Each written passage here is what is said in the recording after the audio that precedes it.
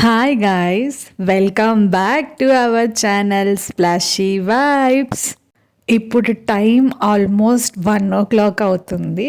So ఇది మా మావయ్య బర్త్డే రోజు. మేమందరం కలిసి రెడీ అయ్యి లంచ్ చేద్దామని చెప్పి వెళ్తూ ఉన్నాము. సుధీర్ ఒకసారి ఎప్పుడో షరీఫ్ బాయ్ బిర్యానీ అనే రెస్టారెంట్కి వెళ్ళి తిన్నాడంట. తనకి అక్కడ బాగా నచ్చింది అని చెప్పి, సూపర్గా ఉంది అని చెప్పి మమ్మల్ని ఇక్కడికి తీసుకెళ్తున్నాడు. ముందు ముందు మీకే తెలుస్తుంది అది ఎంత సూపర్గా ఉంటుందో నేను చెప్తాను. ఇక్కడ ద్యూమ్నా చూడండి, హాయ్ చెప్పమంటే చెప్పడం లేదు, గమ్ముగా కూర్చొని ఉంది. అండ్ తన హెయిర్ స్టైల్ గమనించారు, ఆ హెయిర్ కట్ చేయించుకుంది. సమ్మర్ స్పెషల్ అంట, మష్రూమ్ లాగా ఉందని చెప్తుంటుంది వచ్చి నా దగ్గరికి. Finally most awaited Sharif Bhai రెస్టారెంట్కి అయితే వచ్చేసాము. సో పేరును బట్టి చూస్తే కొంచెం బిర్యానీ బాగానే ఉంటుంది అని అనిపించింది. అలాగే సుధీర్ ఇచ్చిన బిల్డప్ను బట్టి కూడా బిర్యానీ సూపర్గా ఉంటుందని ఎక్స్పెక్టేషన్స్తో వెళ్ళాము. సో మేము ఇక్కడ వైట్ ఫీల్డ్లో ఉన్న బ్రాంచ్కి అయితే వచ్చాము. ఈ ద్యూమ్నా చూడండి, ఆమె సిప్పర్ ఆమె ఇంటి నుంచి తెచ్చుకుంది స్పెషల్గా. అండ్ ఇక్కడ హాయ్ చెప్పమంటే ఫైనల్లీ అందరికీ హాయ్ చెప్తుంది. సో అలా మేము షరీఫ్ బాయ్ రెస్టారెంట్లోకి ఎంటర్ అయిపోయాము. సో ఏ మాటకు ఆ మాట చెప్పుకోవాలి. బిర్యానీ సంగతి పక్కన పెడితే యాంబియన్స్ అయితే చాలా బాగున్నాయి. లైటింగ్స్ అవన్నీ చూడ్డానికి చాలా ప్లెజెంట్గా చాలా బాగున్నాయి. మీరు కూడా ఒకసారి లుక్ వేసేయండి.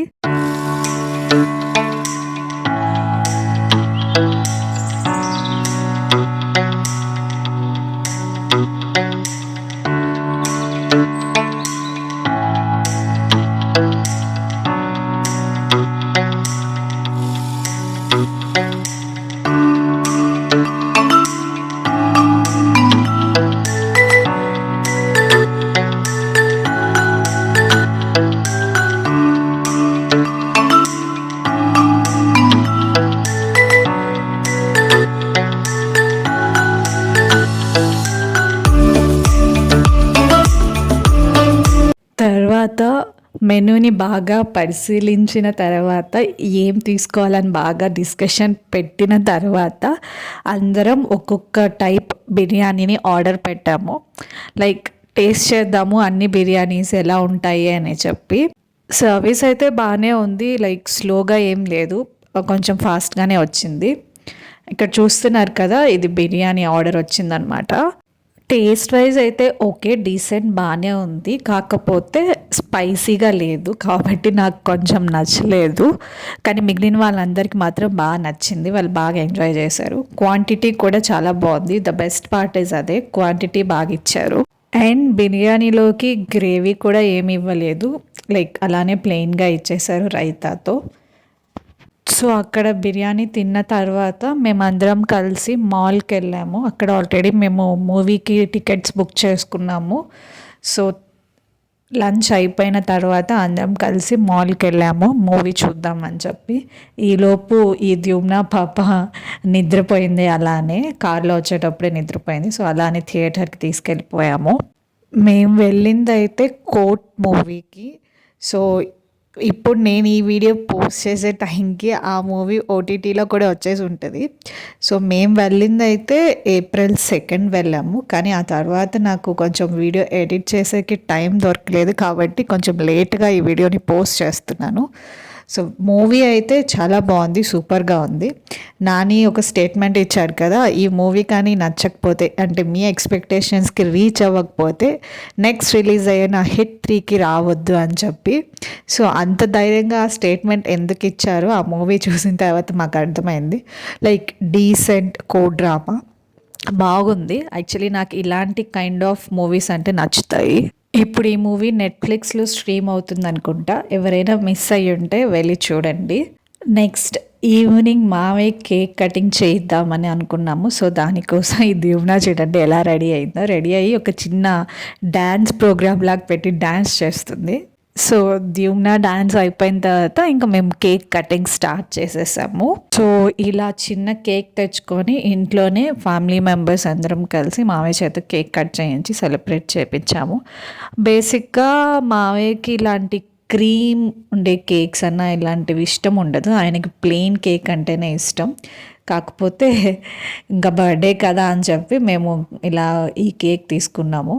అండ్ ఈ కేక్ని ద్యూమ్నానే కట్ చేస్తుందంట. మావయ్య బర్త్డే అంటే తాతయ్య బర్త్డే కదా, తాతయ్య కట్ చేస్తాడంటే ఆహా లేదు నేనే కట్ చేస్తానని చెప్పి వెళ్ళింది. సరే అని చెప్పి తన చేత కట్ చేయించాము. కట్ చేయించడం ఒక ఎత్తు అయితే ఆ పాప నుంచి కేక్ కాపాడడం ఒక ఎత్తు అనమాట. ఫస్టే క్రీమ్ కావాలి అని చెప్పి తీసేసుకొని తింటూ ఉంది చూడండి. ఇలా ఒక్కొక్కరు మామయ్యకి కేక్ తినిపిస్తూ ఉన్నాము. ఈ మధ్యలో ఈ ద్యూమ్నా పాప వచ్చి కేక్లో ఉన్నవన్నీ తీసుకొని తినేస్తూ ఉంది. తర్వాత మామయ్యకి ఫైనల్లీ కేక్ తినిపించడానికి ఒప్పుకొని కేక్ తినిపిస్తుంది చూడండి. ఆ పాప తినిపించేసిన తర్వాత అక్కడి నుంచి వెళ్దామంటే రానంటుంది. కేక్ దగ్గర ఉంటుందంట. ఏడుస్తూ ఉంది. మమ్మీ వాళ్ళు తినిపిస్తారు రా ద్యూమ్నా అని చెప్తే కూడా వినకుండా చూడండి ఎలా గోల చేస్తుందో. సరే అని మా అత్తమ్మ ఆ పాపని కొంచెం పక్కకి తీసుకెళ్ళింది. అయినా కూడా చూడండి ఎలా ముందుకెళ్తుందో. సో అలా ఆ పాపని కొంచెం కంట్రోల్ చేస్తూ ఇంకా మేమందరం ఒక్కొక్కరం మావయ్యకి కేక్ తినిపిస్తూ ఉన్నాము.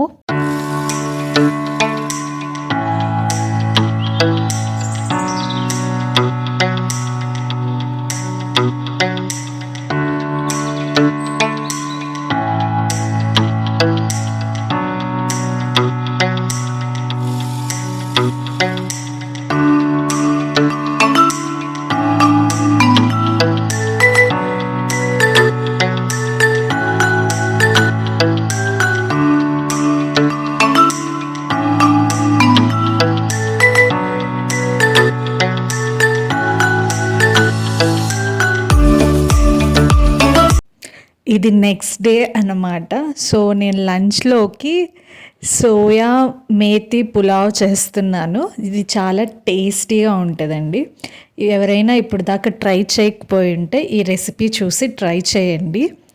సో దీనికి మనకి ఫస్ట్గా ఒక పేస్ట్ ప్రిపేర్ చేసుకోవాలి. దానికోసం నేను ఇక్కడ కొత్తిమీర తీసుకుంటున్నాను. దాంతోపాటు కొంచెం పుదీనా అండ్ పచ్చిమిర్చి తీసుకుంటున్నాను. ఇవన్నీ నీట్గా వాష్ చేసుకొని మిక్సీకి వేసుకోవాలి. సో మంచిగా ఒక పేస్ట్ చేసుకోవాలి. సో ఇవన్నీ నేను మిక్సీకి వేసేసి పేస్ట్ చేసుకుంటున్నాను. సో ఈ పేస్టే ఈ పులావ్కి ఫ్లేవర్ ఇస్తుంది. సో మీరు ఈ పేస్ట్ చేసేటప్పుడు దీంట్లో మెంతి కూర కూడా వేసి పేస్ట్ చేసుకోవచ్చు. అది ఇంకొక డిఫరెంట్ ఫ్లేవర్ ఇస్తుంది. సో ఆ ఫ్లేవర్ నచ్చిన వాళ్ళు అలా చేసుకోవచ్చు. కానీ నేను ఇక్కడ జస్ట్ ఇవి మాత్రమే యూస్ చేసి పేస్ట్ చేస్తున్నాను. అండ్ మెంతి కూరని సపరేట్గా వేస్తున్నాను. సో ఇది మొత్తం పేస్ట్ చేసుకున్న తర్వాత ఎంతైతే మనం రైస్ తీసుకుంటున్నామో అంటే బాస్మతి రైస్కి 1 గ్లాస్కి 1.5 గ్లాస్ వాటర్ చొప్పున ఇక్కడ నేను ఆ పేస్ట్లో వాటర్ వేసుకుంటున్నాను. నెక్స్ట్ ఇక్కడ నేను సోయా చంక్స్ తీసుకున్నాను. ఇక్కడ నేను ఫార్చ్యూన్ బ్రాండ్ నుంచి సోయా చంక్స్ తీసుకున్నాను. మీ దగ్గర వేరే ఏ బ్రాండ్ ఉన్నా కూడా మీరు యూజ్ చేసుకోవచ్చు. ఎంతైతే క్వాంటిటీ అవసరమో అన్నీ ఒక బౌల్లోకి తీసుకొని అవి మునిగేదాకా వాటర్ పోసి పక్కన పెట్టుకుంటున్నాను.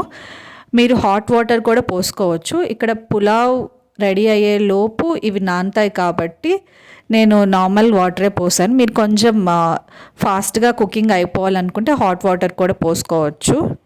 సో ఇప్పుడు ముందుగా స్టవ్ వెలిగించుకొని ఒక కుక్కర్ పెట్టుకొని దాంట్లో ఘీ అండ్ ఆయిల్ 2 వేస్తున్నాను.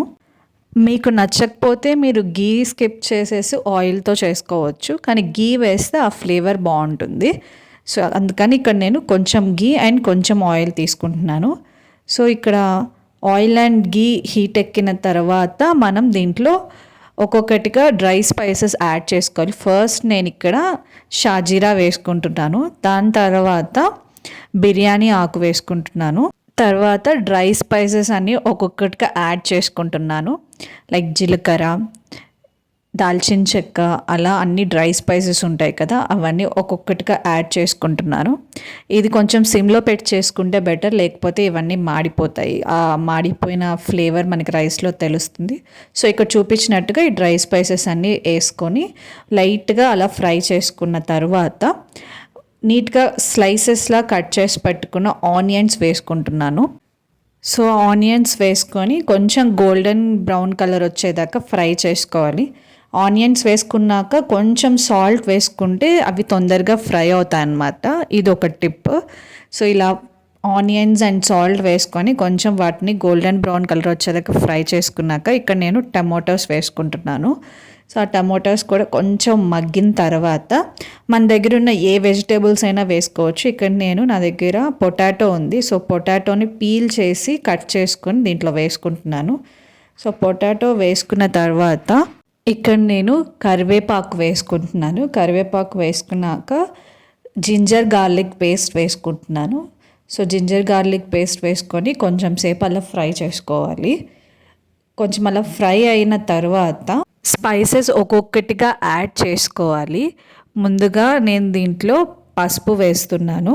అండ్ మీ దగ్గర ఉంటే జీలకర్ర ధనియాల పొడి కూడా వేసుకోవచ్చు, లేకపోతే గరం మసాలా వేసుకుంటే సరిపోతుంది. ఇక్కడ నేను పసుపు వేసాను. దాని తర్వాత తగినంత కారం వేస్తున్నాను. అండ్ ముందు మనం ఆనియన్స్ ఫ్రై అవ్వడానికి సాల్ట్ వేసాం కాబట్టి ఇప్పుడు చూసుకొని వేసుకోవచ్చు. తర్వాత గరం మసాలా వేస్తున్నాను. ఇవన్నీ బాగా ఫ్రై అయ్యేదాకా కొంచెం సేపు అలా ఫ్రై చేసుకోవాలి. ఆ తర్వాత ఒలిచి నీట్గా వాష్ చేసి పెట్టుకున్న మెంతాకు దీంట్లో వేసుకోవాలి. చాలా ఎక్కువసార్లు వాష్ చేస్తే బెటర్, ఎందుకంటే దాంట్లో మట్టి ఉంటుంది కాబట్టి. సో నీట్గా వాష్ చేసుకున్న మెంతాకు వేసుకొని జస్ట్ అలా లైట్గా ఫ్రై చేసుకోవాలి. అండ్ మనం స్టార్టింగ్లో చేసుకున్న పేస్ట్లో పచ్చిమిర్చి వేసాం కాబట్టి కారం చూసుకొని ఇక్కడ వేసుకోవాలి, అయితే స్పైస్ ఎక్కువైపోతుంది.